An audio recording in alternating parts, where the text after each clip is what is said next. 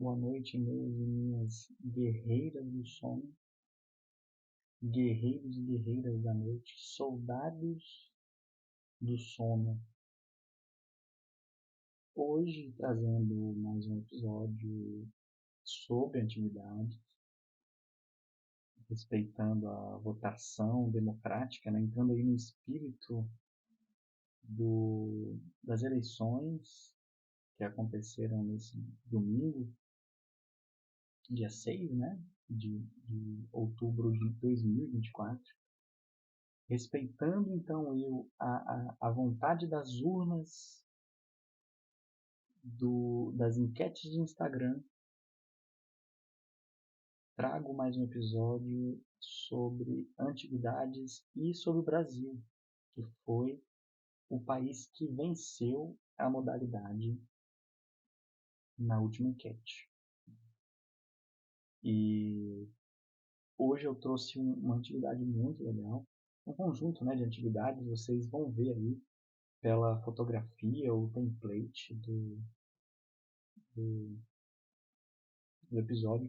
Vou explicar cada peça, né, quem é essa pessoa. Vamos começar pela pessoa. Depois vou explicar as peças, o que elas significam, algumas coisas muito interessantes e curiosas que passam despercebidas e muitas vezes aos olhos, mas que dizem coisas interessantes. Então, essa fotografia, né, desse senhor aí com esse bigodinho na régua, esses itens, medalhas e a dog tag, plaqueta de identificação, pertenceram ao senhor Américo Duarte. Américo Duarte, que nasceu no dia 7 de março de 1912, em Ubatuba, cidade de São Paulo. Ele que teve como pais, como genitores, Américo Câncio Duarte e Alice Pires Nobre Duarte, e que foi casado com Olinda Abranches Duarte no dia 24 de dezembro de 1934. Teve duas filhas e um filho, né, três rebentos, que não se sabe, não sei o nome deles completo, apenas que era José, Joderli e Joseli, não é? Então aqui já temos um primeiro perfil dessa pessoa que está aí. E seguindo aqui, a gente pode fazer um apanhado. Eu vou ler mesmo o dossiê que eu tenho dele aqui. Vou repetir algumas coisas, né? Quer dizer, não vou repetir. Já falei aqui no dia que ele nasceu, em São Paulo, Batuba, né? Em 1912. Filho do senhor e da senhorinha. Durante a década de 20, não se sabe exatamente em que data, não consegui encontrar essa data, mas se sabe que na década de 20 ele sentou praça no Exército Brasileiro. Toda vez que você escutar esse termo, sentou praça, significa quando você entra no Exército, né, na Força Militar ali. Porque ele já constava no primeiro registro documental mais antigo que eu encontro dele, é aí do dia 27 de julho de 1929. Primeiro registro documental que eu consegui encontrar sobre o nosso querido sobre o nosso querido Américo, é que nessa data ele ocupava o posto de cabo no terceiro grupo de artilharia de costa, né? E se ele já ocupava o cargo de cabo, por pelo menos um ano ele já estava no exército, né? Então ali em 1900, deve ter entrado no exército em 1927, 1928, provavelmente, não podemos afirmar. Mas aí é uma data aproximada, né? Entre 1926 e 28, ele está aí entrando no exército, foi promovido ao posto de cabo, posterior a soldado, e estava acantonado no terceiro grupo de artilharia de costa. Ou seja, o nosso Américo Duarte foi um artilheiro, fazia parte da arma da artilharia do exército. Na década de 30, ele foi promovido a terceiro sargento em data também desconhecida. E aí É sabido que na insurreição, na revolta de 1932, como é chamada aí a Revolução de 1932 em São Paulo, ele lutou ao lado das forças paulistas. Ele que era um paulista, né? Então lutou aí contra o governo central do Vargas, né? Foi uma guerra civil que estourou no ano de 1932. O governo Vargas, né, ele toma o poder em 1930 e prometendo que se fariam eleições. É claro que nunca chamou essas eleições. Então, há uma certa elite paulista, né, principalmente, ela perdendo o seu poder provinciano, o seu poder de Estado, vai pressionar cada vez mais o Vargas para fazer as eleições, o Vargas não vai querer. Enfim, isso, em resumo, vai se delongando, se esquentando até que irrompe uma guerra civil, né? Numa insurreição constitucionalista, ou seja, os paulistas eles queriam, olha, conclame aí a Constituinte, vamos fazer uma nova Constituição para ter, enfim, as eleições. Né? Foi prometido com a Revolução de 30, quando Vargas chega ao poder, e até agora não tinha sido feito, né? 2 anos depois. Muito só gosta, né? E acho que até tem muitos livros didáticos, mas por aí você vê a Revolução de 32. Bem, uma revolução que não deu certo, eu não posso chamar de revolução, é uma insurreição, né? É uma revolta, é uma guerra civil de proporções intensas para o Brasil, né? Que foi essa guerra, durou, se não me engano, 3 meses, algo nesse sentido. E teve como palco de luta São Paulo. São Paulo contra o governo federal. Né? E o que acontece é que tem essa confusão, né? Pessoal, os paulistas, né, eles gostam muito, a identidade paulista moderna, contemporânea, é muito ditada por essa luta, né, contra o Vargas, que estava bastante vinculada aos interesses da oligarquia paulista, né? Claro, não estou falando que ali no meio você não tinha pessoas que de fato lutavam por um princípio democrático, republicano,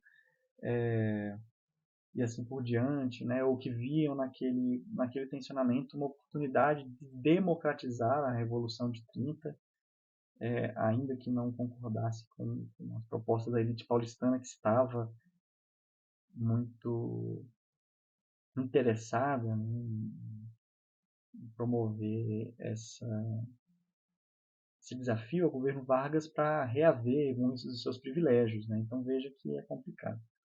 Eu não sou especialista nisso. Mas ele lutou, né? Lutou aí nessa guerra civil. E aí você pode ver aí na fotografia, procure aí na fotografia, debaixo da dog tag, da plaqueta de identificação, tem uma barretinha. A barreta ela tem várias listrinhas brancas e pretas, né? Tem uma cruz no meio e é laureada, né? Bordeada por um metal retangular. Essa aí é a fita da medalha de quem participou da insurreição de 1932, né? Ele ganhou essa medalha de participante. Ele se casa com Olinda Abrantes Duarte em 24 de dezembro de 1934, com quem teve aí os 3 filhos que eu já citei, José, Joderli e Joseli. Né? O pessoal gostava aí do nomes que começam com Jó, com J-O. José, Joderli e Joseli. Casou um dia antes do Natal. Pulando um pouco aí da década de 30 agora, para o próximo registro que a gente vai ter dele vai ser no dia 25 de outubro de 1941, quando ele foi transferido para o 5º Grupo de Artilharia de Costa, no Forte de Itaipus. Né? Ele estava no 5º Grupo de Artilharia de Costa, no Forte de Itaipus, perdão, e aí ele é transferido para o 5º Grupo de Artilharia de Dorso, em Quitaúna, município de Quitaúna, né, acho, cidade. Já no próximo ano, no ano de 1942, ele é promovido a segundo sargento. Então você veja aqui que nos registros... Ah, não. O sargento se teve aqui o registro, né? Ele foi, em 1930, promovido a terceiro sargento, ali acima do cabo, e promovido em segundo sargento em 1942, enquanto estava no sexto grupo de artilharia de Dorso, em Duque de Caxias. Mas veja aí que entre 1934, né, o que eu queria dizer antes, e 1941, a gente tem um lapso de informações perdidas. Então, ele em algum momento foi transferido do terceiro grupo de artilharia da costa para o quinto grupo de artilharia de costa, lá em Forte do Itaipuz. A gente não sabe quando isso aconteceu ou que outras unidades ele eventualmente compôs ao longo aí desses anos de jornada. Durante o período da guerra decretada pelo Brasil ao eixo, esse grupo de artilharia seria transformado no segundo regimento de obuses auto-rebocados, né? Ou seja, esse sexto grupo de artilharia de Dorso, em Duque de Caxias, foi transformado quando o Brasil declara guerra à Alemanha, escolhido como um dos grupos de artilharia que seria treinado para compor a Força Expedicionária Brasileira. Ele vai mudar de nome, sexto grupo de artilharia de Dorso, para segundo regimento de obuses auto-rebocados, né? Isso em 7 de dezembro de 1943. Então, quando aí os preparativos para a formação da FEB já estava formada. Isso com a finalidade aí, de preparar as tropas para envio aos campos de batalha na Europa. O treinamento do grupo para participar da guerra na Itália realizou-se no Brasil, particularmente na cidade de Barueri, em São Paulo. Parte do treinamento deu-se em seguida no Rio de Janeiro, a partir da segunda quinzena de março de 1944.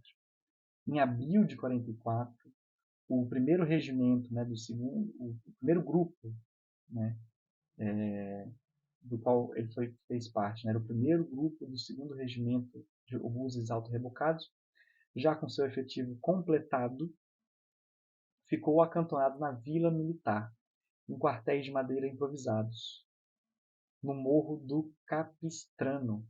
Os treinamentos de tropa eram intensivos, objetivando o emprego em campanha. Realizavam-se várias marchas e exercícios de tiro de artilharia. Aqui é importante ressaltar uma coisa, né? Tá aqui é um grupo de artilharia, é o segundo regimento de obuses auto-rebocados. Né? O primeiro, o que é um obus? O obus é um obuseiro, é uma peça de artilharia. Eu vou até procurar aqui no Google para saber explicar melhor, né? Apesar de que eu vi aqui, eu explicaria certinho, né? Mas o obus é uma peça de artilharia que lança projéteis com trajetórias curvas, né? Fazendo elipses. O termo também pode ser usado para designar o próprio projétil, que é oco e contém uma carga explosiva. O obus é semelhante a um morteiro, mas o tiro de obus assume uma forma de uma parábola, enquanto o tiro de canhão é reto. Então, basicamente, essa é a diferença do canhão e do obus, né? É a forma de como o tiro se dá, principalmente. O canhão ele faz um tiro mais reto. Claro que não é 100% reto, né? Existe um decaimento a uma distância com a gravidade, mas é uma trajetória mais linear. O obus não, ele atira para atirar em longas distâncias, né? Artilharia mais de longo termo. Então ela tira mais para cima, o obus ele vai bem alto e depois ele cai, né? Fazendo esse movimento meio semicircular, né? Elíptico. Enfim, isso é um obus. Né? E auto-rebocado, porque ele é movimentado, né? Ele é móvel, uma peça de artilharia móvel. No dia 12 de julho de 1944, o primeiro grupo foi transferido do acantonamento da Vila Militar para o quartel de Campinho, de onde acabara de sair o segundo grupo do primeiro regimento de obuses auto-rebocados, que integrou com o sexto regimento de infantaria o primeiro escalão, né? Ou seja, já tinha ido para a Itália o primeiro escalão de infantaria da FEB, que levou que viajou o 6º Regimento de Infantaria, e o segundo grupo do 1º Regimento de Obuses para a Itália.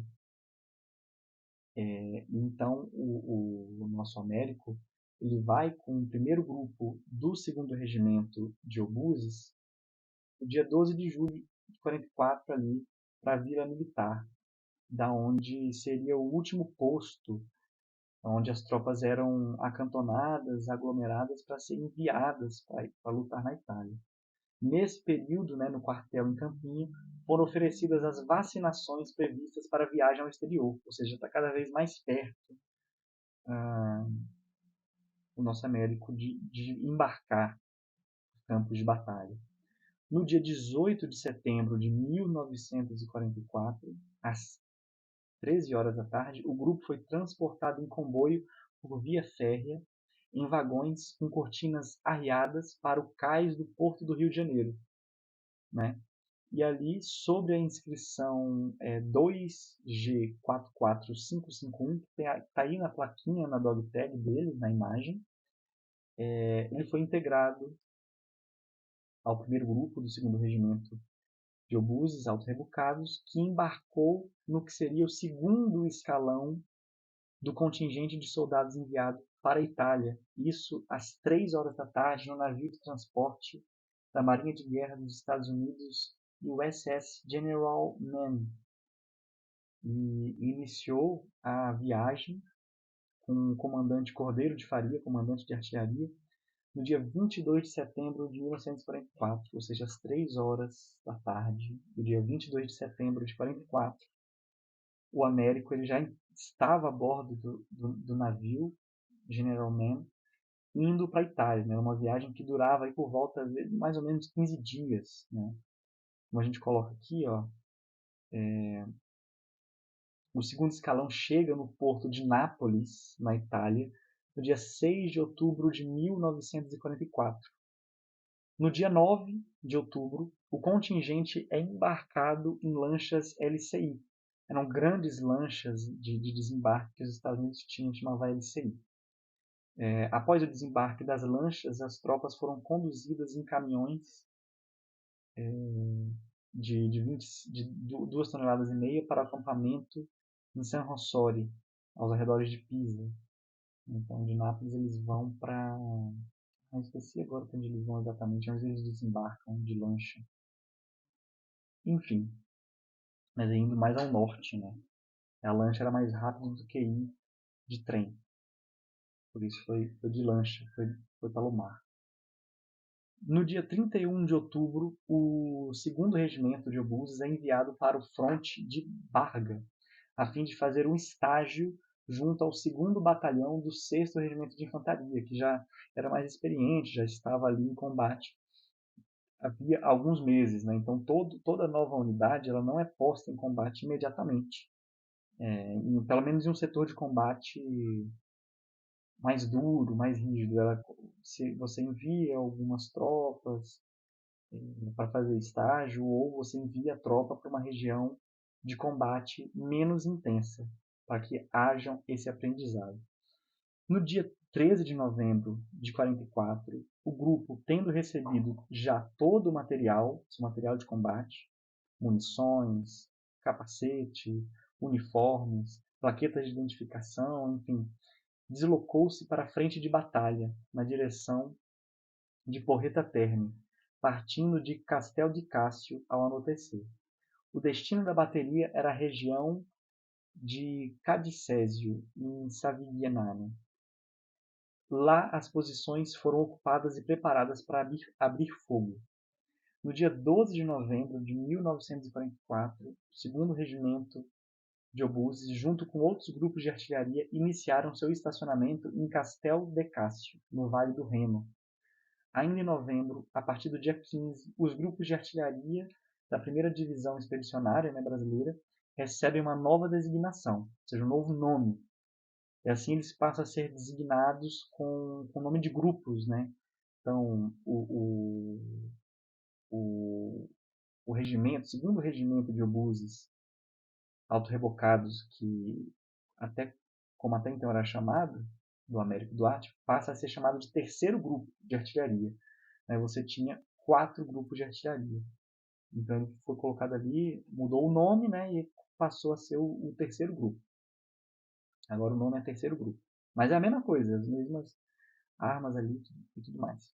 Na posição de Savagniano, o segundo regimento de obuses, né, o terceiro grupo, passou os meses de dezembro de 44, janeiro e fevereiro de 1945. O posto de comando do grupo, com a companhia de comando, inicialmente se instalou nas proximidades de Castel de Castro. Logo depois transferiu-se para Castelo Rocheta Matei, próximo à ponte Riola, local muito bombardeado pelo inimigo. A companhia de serviços instalou-se mais à retaguarda, em Campo Vecchio. Então aqui a gente já está, aqui essa descrição que eu estou colocando, né, dessas mudanças de locais, as batalhas já estão acontecendo. Né, que a gente está falando os postos de comando, onde os postos de comando ficavam, e eles estão avançando, ou seja, é porque as batalhas estão avançando, isso está avançando no território. Já vi aqui nessa data um batismo de fogo, salvo engano, de todos esses regimentos de artilharia, né? Já estavam em pleno combate. Na conquista de Monte Castelo, no dia 21 de fevereiro, a divisão brasileira conduziu o ataque com 2 batalhões. O 1º Regimento de Infantaria, com o 1º e o 3º Batalhões, no primeiro escalão, e a Artilharia Divisionária apoiou toda a ação. E exatamente quem apoiou a ação do 1º Regimento de Infantaria na conquista do Monte Castelo no dia 21 de fevereiro de 1945 foi o grupo de artilharia do Américo Duarte, né, que estava oferecendo apoio direto ao 3º Batalhão do 1º Regimento de Infantaria durante o ataque. Às 5h30 da manhã, após o desencadeamento de dos fogos preventivos, né, previstos, parte do ataque surpresa toma início. O inimigo bem organizado resiste no Monte Castelo. Lentamente as tropas avançam. Os pedidos de fogos eram incessantes, ou seja, a todo momento a infantaria pedia, localizava o inimigo no campo de batalha e pedia por rádio ou por mensageiros, né, caso fosse a necessidade, o fogo da artilharia para atuar em pontos específicos. A artilharia atirou sem parar, martelando duramente as resistências adversárias. A partir das 3h30 da tarde, rearticulou-se o ataque. Foi organizado o apoio de fogo para o assalto final, esse apoio de fogo da artilharia, né? E o entendimento com a artilharia divisionária que atuaria em massa, com todas as unidades que dispunha, inclusive um grupo norte-americano, ou seja, a batalha foi tão intensa que o 3º grupo de artilharia, que estava ali tomando a frente do combate, desde a manhã, com a chegada da tarde, houve um pedido para que toda a artilharia brasileira movesse as suas forças para atacar o Monte Castelo e ainda pediu a ajuda para um grupo de artilharia norte-americano. Uma batalha muito intensa, né? Uma batalha de Monte Castelo. Após a tomada, então, de Monte Castelo, já entre o dia 19 de fevereiro e 5 de março, o 3º grupo participou das operações realizadas em sintonia com a 10ª Divisão de Montanha do Exército dos Estados Unidos, que estava atuando junto, ali lado a lado com os brasileiros, visando expulsar o inimigo das alturas do Monte Belvedere, Castelo, né, o Monte Castelo, della Torácia, della Vendetta, Piera Colora, della Croce e Soprasasso. Também a Cota 220 e Castel Novo, ou seja, o 3º grupo ele atuou em diversas batalhas, nas batalhas duras. A Batalha do Monte Belvedere foi uma batalha dura. Do Monte Castelo é a mais conhecida, né? A Batalha do Soprasasso, do Monte Soprasasso, e da Cota 720 e Castel Novo. Foram batalhas também muito importantes. Depois dessas vitórias, o grupo se deslocou para a região de Lisano, em Belvedere, onde instalou seu posto de comando. O 3º grupo participou ainda ativamente do ataque a Montese, disparando cerca de 9.000 tiros de artilharia. Montese foi uma batalha que durou, se não me engano, foram 3 ou 5 dias.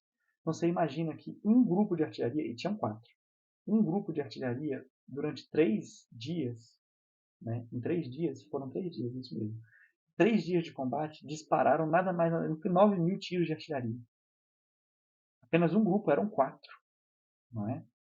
E a Batalha de Montese foi, de fato, a batalha mais intensa que o Brasil teve de enfrentar. A Batalha de Monte Castelo foi muito intensa. Mas a Batalha de Montese foi muito mais intensa, porque ela teve, vamos dizer assim, a mesma intensidade da Batalha de Monte Castelo, que durou 3 vezes, só que em 3 dias. Foi uma batalha muito dura e a mais custosa para os brasileiros, a que mais teve perdas humanas e mais duras para os soldados. Foi uma batalha urbana. Então a cidade foi praticamente e completamente destruída pela artilharia, tanto a artilharia brasileira como a artilharia alemã, que estava muito concentrada na região. Era de toda a região ali, daquela linha onde tinham os brasileiros e os estadunidenses, foi a região mais bombardeada pela artilharia alemã. Os alemães eles fizeram esse cálculo, né, que aquela região seria mais importante. E isso fez com que os alemães concentrassem grande parte da sua artilharia na região onde os brasileiros estavam lutando, o que fez com que a passagem dos estadunidenses num setor de flanco ali ao lado fosse facilitado. Os brasileiros tiveram que levar todo o chumbo. Então aqui, continuando, após as batalhas decisivas e o encaminhamento do fim da guerra, depois da batalha de Montese, já se chega perto do fim da guerra, já está muito perto do fim. A artilharia divisionária ficou acantonada em Stradella, e o quartel-general da 1ª Divisão de Infantaria ficou posta na cidade de Alessandria, bem ao norte da Itália, já quase completamente liberada. Ali permaneceram como tropa de ocupação até o momento de retorno ao Brasil. Em julho, o pessoal do grupo, o terceiro grupo, se deslocou em comboio dos Estados Unidos, partindo de Brony e chegando em Tenuta di San Rossori, em Pisa, o mesmo acampamento quando eles chegaram. Ali você tinha um grande acampamento brasileiro, onde ficavam equipamentos, munições e se distribuía. Tinha muito pessoal ali do depósito de pessoal fazendo vários trabalhos importantes que não eram de combate, mas eram importantes. Logística, né, por exemplo. 4 dias depois, também em comboio estadunidense, a artilharia foi deslocada para Livorno, onde foi embarcada no navio italiano Segrieres, partindo às 17 horas e chegando a Nápoles às 14 horas do dia seguinte. No mesmo dia, foram transportados, ainda em comboio americano, para o estacionamento em Francolise. Francolise, onde você tinha, se eu não me engano, aqui agora de cabeça, o principal depósito de pessoal de equipamento do Brasil, bem atrás das linhas inimigas. Ainda na Itália, no início do mês de julho, foi condecorado com a medalha de campanha da FEB. Agora você olha aí a imagem, que essa medalha é visível. É a medalha aí no lado esquerdo, que tem uma fita escura, ela está bem escura, né? Ela está bem poída, ela era para ser verde e vermelha, um verde e vermelho bem distinto. Você vê que tem uma cruz, tem escrito tanto na fita como no coração da medalha da cruz, escrito FEB, Força Expedicionária Brasileira. E essa é a medalha que foi entregue para todos aqueles combatentes que estiveram na campanha da Itália. Dá para ver que é uma medalha que está bem polida, já perdeu muito da sua cor, ficou escurecida, envelhecida, muito gasta, muito usada. Então, ele usou bastante essa medalha depois da guerra, né, no seu uniforme militar e festas, né, durante o dia a dia. Em agosto de 1945, foi iniciado o deslocamento do acampamento de Francolise para Nápoles, onde as tropas foram embarcadas no navio de transporte de guerra americano Mariposa, que às 15 horas do dia 11 de agosto deixou o porto de Nápoles.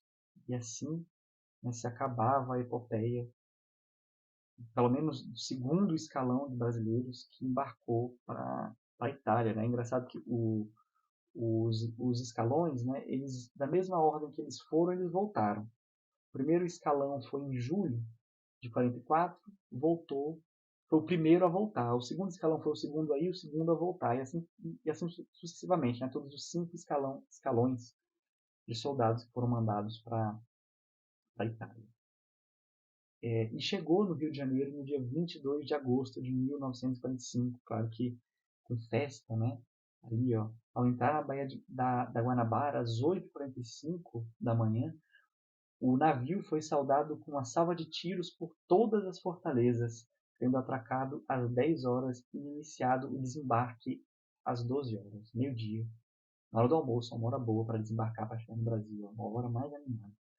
Na mesma data, as tropas desfilaram pelo Cais do Porto e pela Avenida Rio Branco, com o povo nas ruas e um carinho emocionante para os pracinhas que regressavam da guerra. Américo Duarte regressou da Itália ocupando o posto de primeiro sargento do terceiro grupo da bateria de comando. Né? Américo pode ter ocupado outras funções no decorrer da guerra, como era comum na artilharia divisionada, mas seu último posto foi na bateria de comando. Aqui eu coloquei uma nota, né? O que é a bateria de comando? É uma subunidade com encargos de ordem operacional e administrativa, voltada ao comando da unidade. No que se refere à vertente administrativa, a bateria de comando fornece todo o pessoal necessário ao funcionamento das diversas seções do grupo de artilharia. Com relação aos aspectos operacionais, tem por missões fornecer meios em pessoal e material ao posto de comando do grupo de artilharia, auxiliar o comandante do grupo no exercício de suas funções táticas, realizar o levantamento topográfico, auxiliada pelas baterias de tiro, operar o posto meteorológico do grupo, montar e operar a central de tiro do grupo, estabelecer as comunicações necessárias ao funcionamento do sistema do grupo e proporcionar meios de localização de alvos. Então, são muitas funções que poderiam ter sido ocupadas ali. Então, essa é a história, né, do nosso Américo durante a guerra. Aí eu quero destacar, olhando aí para a imagem que vocês podem ver no, no Spotify, que a gente já falou da medalha de campanha, que está aí na foto, da barreta com as listrinhas, que é da Guerra Civil de 32. Citei a plaqueta dele aí também. Aí o que dá para ver? Eu não sei se vai estar muito pequeno, mas dá para falar um pouco sobre a plaqueta, né? Como que era a sua lógica, né? Essas plaquetas, elas foram feitas pelo Brasil, inspiradas pelo modelo que os Estados Unidos usavam, né? Tanto que todas as plaquetas brasileiras, ela tem atrás escrito EUB, que é Estados Unidos do Brasil, que era o nome, né, oficial que se tinha na época. Ela vinha com essa marcação atrás. Sempre na primeira linha você tinha o escrito Brasil na plaqueta, para não confundir com uma plaqueta de um estadunidense, já que elas eram iguais, né, eram parecidas, então se colocava ali o Brasil na primeira linha. Na segunda linha sempre se colocava o nome do soldado, nome e sobrenome. Na terceira linha se colocava o número de identificação desse soldado, número de identidade. E ali na quarta linha, eu sei que pela imagem não vai dar para ver, mas na quarta linha está escrito T44 no canto esquerdo. E no canto direito tem ali uma letrinha sozinha, né, que é o O. Esse T44 é a vacina antitetânica, significa que ele tomou a vacina antitetânica, que era indispensável para ingressar no combate, no ano de 44. E a letrinha isolada no cantinho mais à direita, que é o O, é o tipo sanguíneo dele. Ou seja, O é o tipo sanguíneo O, se ele tiver que ir para o hospital fazer uma transfusão, de receber ou fazer uma transfusão, ele vai estar ali do tipo O. E na última linha, centralizado, tem 3 letras, né, que é PRA, de praça, ou seja, para diferenciar se aquele soldado ele era um oficial, que aí teria escrito OF, oficial, no meio, ou praça, um soldado ali até a patente de sargento, como era o caso dele. Né? E aí, uma curiosidade interessante é que se você também observar essa dog tag, essa placa de identificação, você vê que tem uma capinha laranja. ao redor de toda ela, praticamente, né? Essa capinha laranja é um fio, é uma capa de fio, fio elétrico, entende? E o que era comum de se fazer? Essa capa não vinha com a plaquinha, só que essas plaquinhas eram sempre usadas em dupla. Você sempre tinha duas plaquinhas, né? Porque quando ocorresse a eventualidade do soldado, do oficial, chegar a morrer, das duas plaquinhas, uma ficava no corpo e a outra ela era destacada do cordão e um oficial, um soldado, levava ela consigo para reportar às autoridades ali competentes que aquele soldado havia morrido e uma ficava para e a outra ficava para identificar o corpo. Só que como elas estavam sempre em duplas, quando você andava com elas, elas faziam um tintilar, um barulhinho, então batendo umas nas outras, e era um barulho muito irritante, né, em primeiro lugar. E segundo, numa situação de combate, às vezes você precisa de silêncio. Né? O barulho, esse tintilar de metal batendo no outro, dessa correntinha batendo, mesmo dentro assim, da roupa, ela bate, né? E faz esse barulho. Então era comum que os soldados eles amarrassem, por exemplo, uma plaquinha na outra, elas ficavam juntas e elas não ficavam batendo e fazendo barulho. Era comum que eles amarrassem, por um lado. Também era comum que eles passassem fita ao redor da plaquinha para que, mesmo ela se batendo, não fizesse barulho, né, batendo as bordas. E uma outra forma era essa, né? Passar uma fita, pegar um pedaço de fio elétrico, cortar ele e modelar ao redor da plaqueta. Né? Isso é raro de se encontrar ainda hoje nessas condições. Então, é uma plaqueta muito, muito bacana por ter ainda preservado esse detalhe, que é um detalhe de combate, que você usa para as operações de combate, né? E assim por diante. Mais em cima ali na foto, nessa imagem, né, você vê que tem outra barrinha, que é uma medalha. Ela tem 3 pequenas estrelinhas ao redor dela. É uma barrinha que tem várias cores. Tem marrom, branco, preto, verde, né? Mas as cores dominantes são verde, marrom e branco. Tem outras coresinhas também. Essa barreta é uma barreta que representa uma medalha dos Estados Unidos, não é uma medalha brasileira, mas os brasileiros, muitos chegaram a mandar fazer ou ganharam. É a medalha de campanha na África, Oriente Próximo e Europa. Uma medalha de campanha que os Estados Unidos criou para premiar todos aqueles soldados dos Estados Unidos que lutaram no teatro africano e europeu, principalmente. Né? E era uma medalha não regulamentar.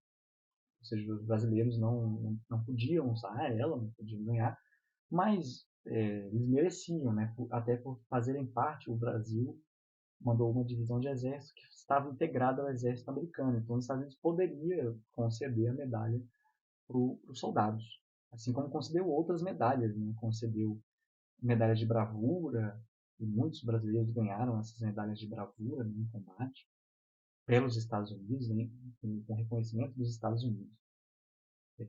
Mas eu já vi um documento que mostra bem no finalzinho da guerra, onde o comando ele autoriza o uso da medalha, né? Mas os soldados brasileiros eles queriam usar, e tinha todo mundo usando, né? Então eles queriam usar, eles queriam ganhar esse reconhecimento, colocar. Então eles nos postos ali de suprimentos dos Estados Unidos, eles mesmos às vezes pediam as medalhas, né? Ou trocavam com algum americano, ou pediam para uma costureira fazer. Aí você tem alguns modelos que são mais artesanais e costurados, né? Então assim é difícil de achar um pouco também essa medalha entregue para um brasileiro, por isso é muito legal. Na foto, na fotografia de fundo, você pode ver que ele está usando ela.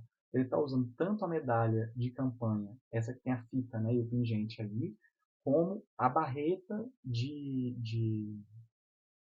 campanha, né? Provavelmente uma outra. Era comum que você tivesse algumas cópias, né, pelo menos da barreta, para você usar em diferentes uniformes. Né? Deve ter pegado duas. E aparentemente a que ele está usando, né, aqui, na foto, na fotografia ali de fundo, tá grudada com uma outra medalha. Então, não sei qual que é. Então ele tem uma barreta, né? Duas fitas de medalhas no barretim. Uma a gente sabe que é a medalha de campanha dos Estados Unidos, na Europa. A outra não consigo identificar muito bem que medalha seria.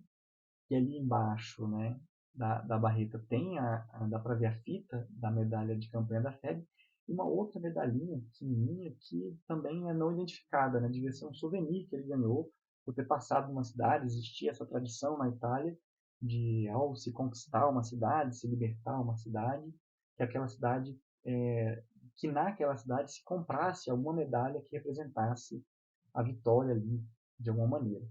Então, você pode ver também na imagem que no ombro dele tem o bordado da cobrinha fumando do Brasil, clássico, e embaixo dá para ver as divisas de sargento dele.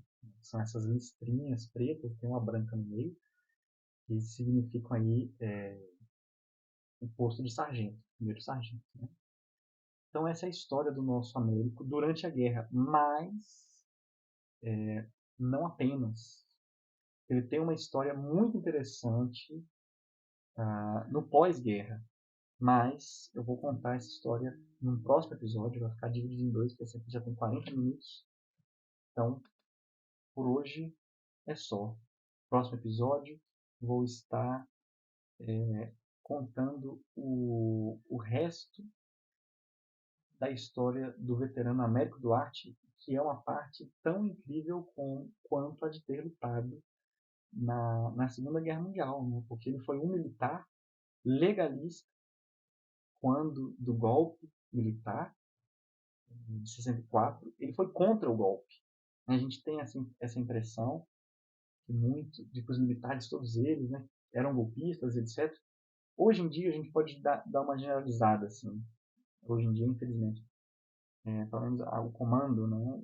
Mas na época, até a década de 60, até a ditadura, era muito comum você ter militares de esquerda, e não só em baixas patentes, mas em patentes altas, em patentes intermediárias, enfim. E ele vai ser, então, vai ter uma participação no golpe de 64, mas não vai ser uma participação de dar o golpe, né? Ele vai estar ali, de alguma maneira, resistindo ao golpe. E essa história eu vou contar no próximo episódio.